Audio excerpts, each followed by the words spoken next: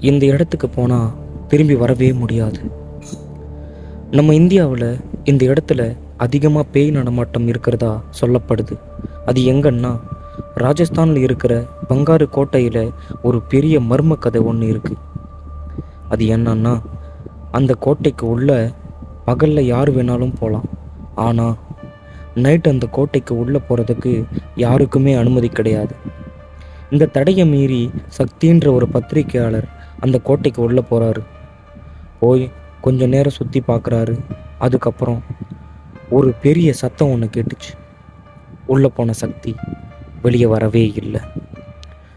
ஊர் மக்கள் கிட்ட விசாரித்த சக்தியோட ஃப்ரெண்ட் அங்கே ஒரு மந்திரவாதி இருந்தானோ, அவன் செத்ததுக்கு அப்புறம்தான் இதெல்லாம் நடக்குதுன்னு சொன்னாங்க.